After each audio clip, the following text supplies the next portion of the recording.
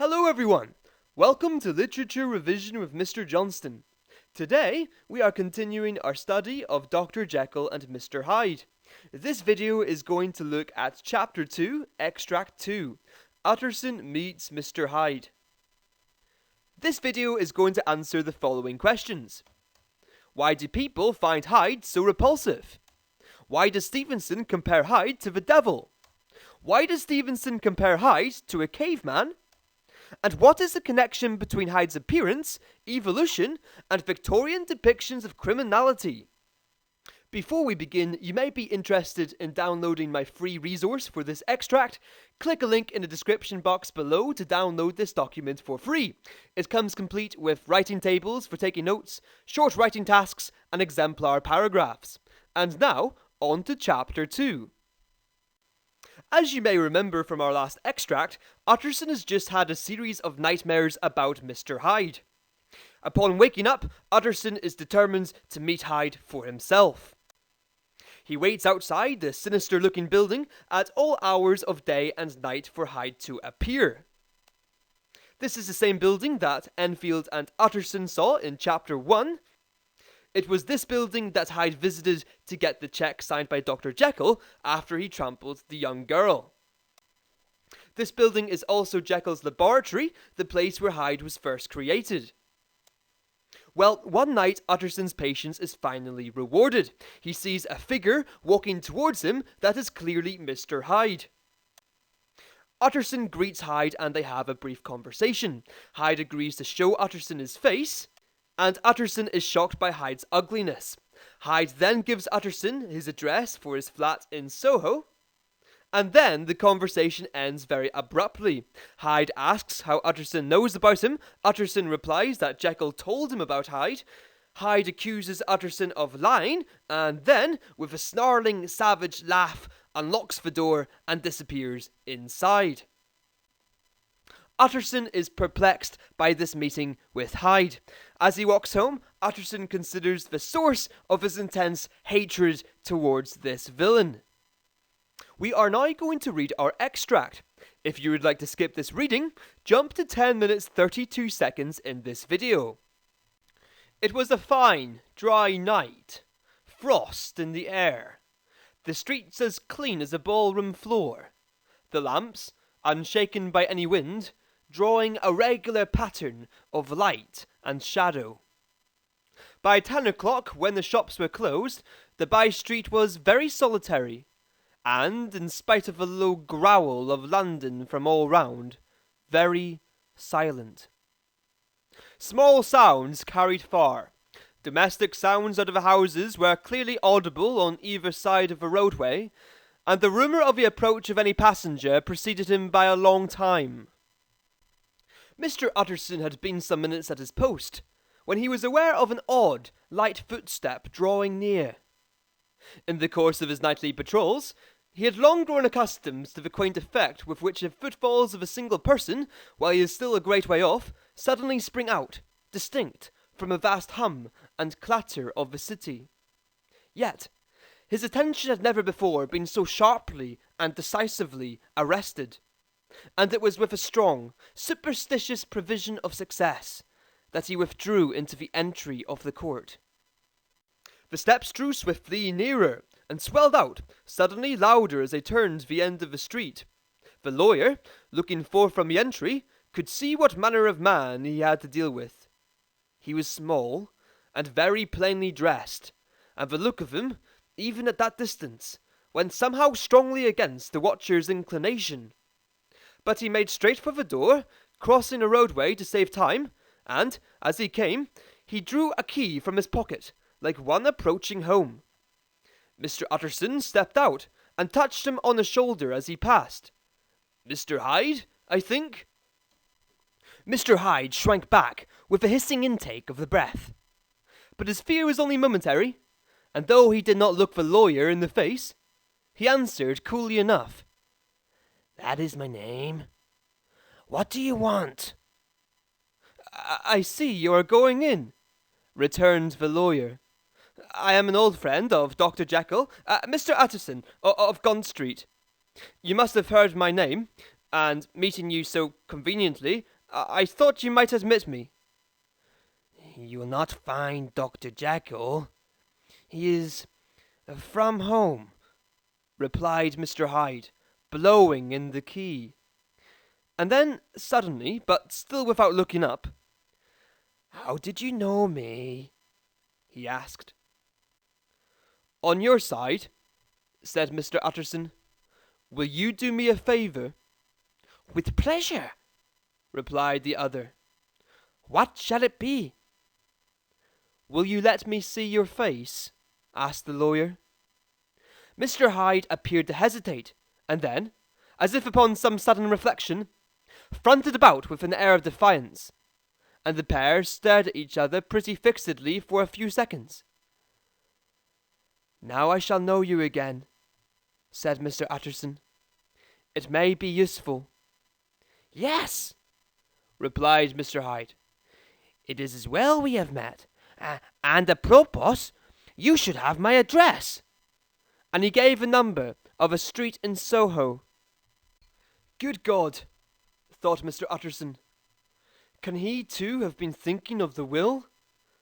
But he kept his feelings to himself, and only grunted in acknowledgment of the address. "And now," said the other, "how did you know me?" "By description," was the reply. "Whose description?" "We have common friends," said Mr. Utterson. "Common friends?" echoed Mr. Hyde, a little hoarsely. "Who are they?" "Jekyll, for instance," said the lawyer. "He never told you?" cried Mr. Hyde, with a flush of anger. "I did not think you would have lied." "Come," said Mr. Utterson, "that is not fitting language." The other snarled aloud into a savage laugh, and the next moment, with extraordinary quickness, he had unlocked the door and disappeared into the house. The lawyer stood a while when Mr. Hyde had left him, the picture of disquietude. Then he began slowly to mount the street, pausing every step or two and putting his hands to his brow like a man in mental perplexity. The problem he was thus debating as he walked was one of a class that is rarely solved. Mr. Hyde was pale and dwarfish. He gave an impression of deformity without any nameable malformation. He had a displeasing smile. He had borne himself to the lawyer with a sort of murderous mixture of timidity and boldness, and he spoke with a husky, whispering and somewhat broken voice. All these were points against him, but not all of these together could explain the hitherto unknown disgust, loathing, and fear with which Mr. Utterson regarded him. "There must be something else," said the perplexed gentleman. "There is something more, if I could find a name for it. God bless me, the man seems hardly human. Something troglodytic, shall we say? Or can it be the old story of Dr. Fell? Or is it the mere radiance of a foul soul that thus transpires through and transfigures its clay continent? The last, I think, for, oh my poor old Harry Jekyll, if ever I read Satan's signature upon a face, it is on that of your new friend." Mr. Hyde was pale and dwarfish. He gave an impression of deformity without any nameable malformation. He had a displeasing smile. He had borne himself to the lawyer with a sort of murderous mixture of timidity and boldness, and he spoke with a husky, whispering, and somewhat broken voice. All these were points against him, but not all of these together could explain a hitherto unknown disgust, loathing, and fear with which Mr. Utterson regarded him. "There must be something else," said the perplexed gentleman. "There is something more, if I could find a name for it. God bless me, the man seems hardly human. Something troglodytic, shall we say? Or can it be the old story of Dr. Fell? Or is it the mere radiance of a soul that thus transpires through and transfigures its clay continent? The last, I think, for, oh my poor old Harry Jekyll, if ever I read Satan's signature upon a face, it is on that of your new friend. We will now analyse our extract. This video is going to answer the following question. How does Stevenson present Hyde? Today, we will look at two main ideas. Number one, Stevenson presents Hyde as a repulsively malevolent villain. Hyde's malevolence is displayed right from the beginning of his encounter with Utterson. When Utterson first greets Hyde, this villain draws back with a hissing intake of breath. Such a defensive response immediately establishes Hyde's hostile, distrustful nature. Hyde is clearly not happy to have a conversation with this stranger. Hyde seems unsociable and unfriendly. Since Hyde is hissing here, Stevenson is also comparing this villain to a snake. Such imagery is fitting. Think about a snake. Snakes are known for being sly, crafty, and dangerous predators, which is also a fitting description of Hyde's character. Now, Stevenson's readers would also understand that he is comparing Hyde to the devil here. Some of you may know that in Genesis, the first book of the Bible, the devil appears as a serpent or snake in the Garden of Eden. Stevenson is thus suggesting that Hyde is a creature of pure evil. Hyde is just as malevolent as the devil himself. Stevenson further connects Hyde with the devil later in this extract. Utterson claims that Hyde has Satan's signature upon his face. Now, obviously Hyde does not literally have the word Satan written across his forehead. Instead, Utterson's words are to be taken metaphorically. Utterson is claiming that Hyde is so obviously evil that he might as well have Satan's signature written across his forehead. Now, a signature is a sign that something belongs to you. Think about it. You put a signature on your school bag, or your pencil case, or your blazer. Your signature is a sign to the rest of the world that an item is in your possession. So here, Utterson is suggesting that Hyde is so evil that it would be fitting for him to be under the possession of Satan. Hyde is a character of pure evil, who is controlled by the powers of darkness. It's clear that Utterson finds Hyde repulsive.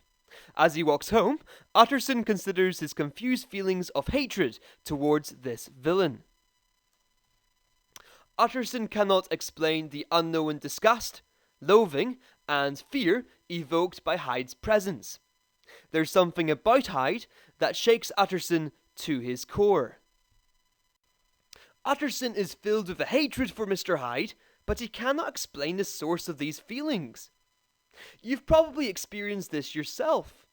Have you ever really disliked someone, but you cannot explain why? Well, that is exactly how Utterson feels about Hyde. He feels a disgust, loathing, and fear towards this man. But these feelings are unknown or mysterious to Utterson. Utterson cannot explain why he feels this way. Now, Utterson isn't the first character to have this reaction to Hyde. You may remember the doctor and woman who surrounded Hyde in chapter 1. These characters were filled with the same unexplained hatred for this villain that Utterson now feels. There is clearly something about Hyde's character that people find deeply repulsive. As he considers the source of such feelings, Utterson claims that Hyde gave an impression of deformity without any nameable malformation. Let me just explain what this means. If you have a deformity, you possess a physical feature that is misshapen and abnormal. Now, when Utterson looks at Hyde, he senses that this villain is somehow deformed. But Hyde doesn't actually have any physical deformities. He has no nameable malformation. He's not a hunchback. He doesn't have 3 eyes or 7 fingers or anything like that. But Utterson still senses that there is something deformed about Hyde's character. So what could this deformity be? Well, it seems that Utterson senses a defect, not so much of Hyde's appearance, but rather a defect of Hyde's character. It is likely that Utterson, deep down, senses Hyde's evil. Even during their short conversation, Utterson recognizes the terrible depravity of Hyde's character. We have now finished looking at our first idea. Stevenson presents Hyde as a repulsively malevolent villain. Let's now go on to our second idea. Stevenson presents Hyde as an uncivilized, animalistic character. Stevenson uses the conversation between Utterson and Hyde to reflect how this villain is an outsider in respectable, civilized company. Now, we can see this in a contrast between Utterson's speech and Hyde's speech. As you may have noticed, these two characters talk to each other in very different ways. Utterson's language is courteous and polite. For example, upon first meeting Hyde, Utterson formally introduces himself. He says, "I am an old friend of Dr. Jekyll's, Mr. Utterson of Gaunt Street." Utterson's polite speech is thus very much in keeping with his status as a respectable gentleman. But, whereas Utterson is polite and courteous, Hyde is curt and obnoxious. He asks Utterson short, sharp questions, such as, "How did you know me?" Such questions are a clear indication of Hyde's distrustful nature.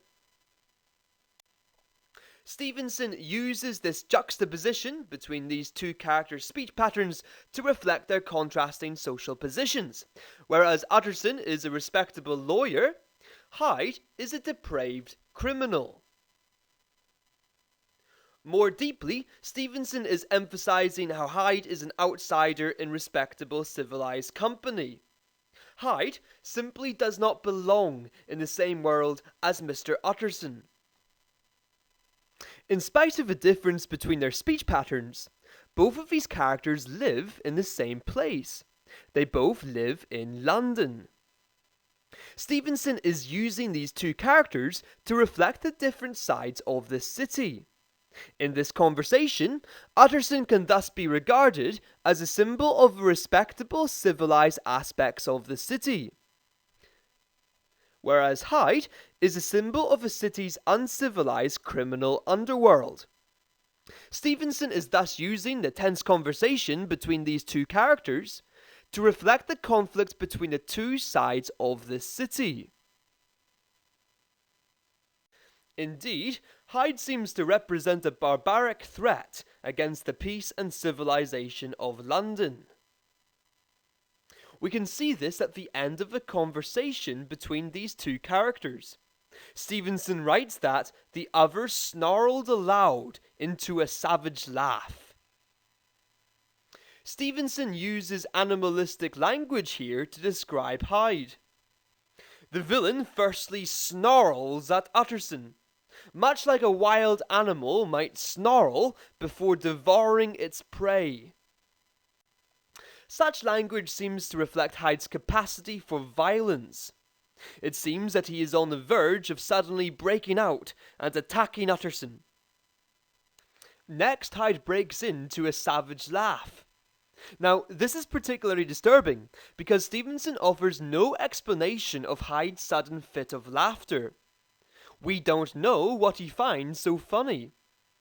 Such a description makes Hyde seem unstable and volatile. And finally, Stevenson also describes this laugh as a savage laugh.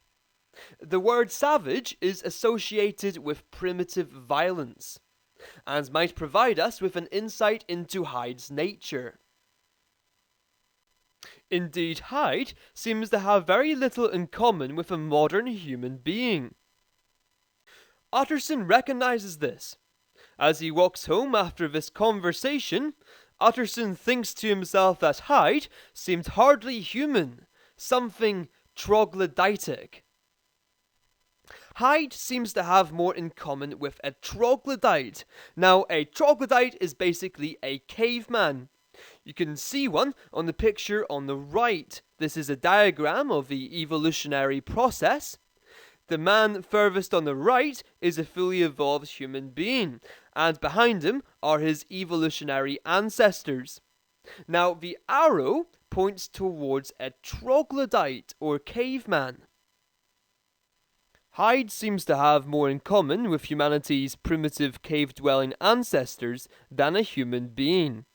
Hyde hasn't evolved like the rest of us. Now, Stevenson may be using these descriptions of Hyde's character to reflect the fears of his readers. Many thinkers during the Victorian era were worried that the evolutionary process might reverse. Such a reversal would plunge civilization back into the barbarism of its prehistoric past. Such fears were displayed in many people's view of criminals. Look at the picture above. This is a newspaper clipping about an 1862 robbery. Now, look at the criminal's appearance. He seems to have a face that looks rather like an ape. Such a picture reflects a widespread Victorian stereotype that criminals were somehow less evolved than other human beings.